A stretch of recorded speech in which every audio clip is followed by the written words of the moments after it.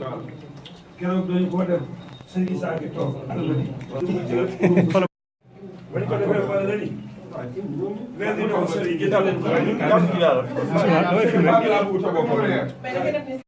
dama koy fàtte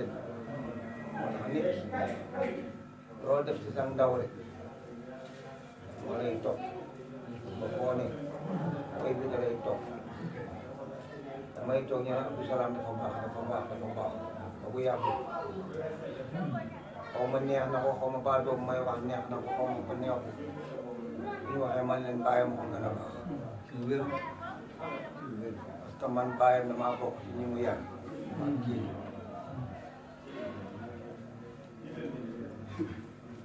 bàyyam daf ñu doon woo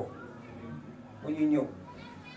mu def comme teraanga bu mel ni mu ko raw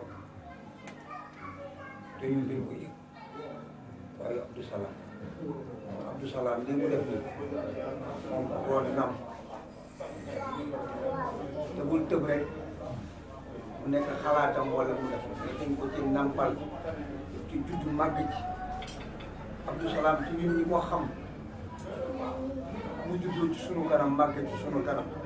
ndax maamam bi jur maamam bi nga xam ne bii moom mooy yar baayam xam nañ xamuñu maamam bi jur yaayam bi jur baayam bi xamuñu ko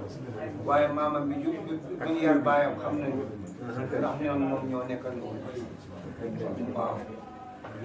kon mën nañ ci wax lu bari kon Abdou Salam li mu am chance la am mag ñi nag mag ñi lu ñu wax rek mooy dëgg Sénégal wërsëg bi mu am wala chance bi mu ni ko nasaraan yi di wax Makkatal Mukarram sax amu ko nekk ni si Sénégal li mu am laa la wax nit ñi ñëpp foo wax diine islam ñi nga xalaat Makkatal Mukarram buñ koy wax Muhammad sallallahu alayhi wa sallam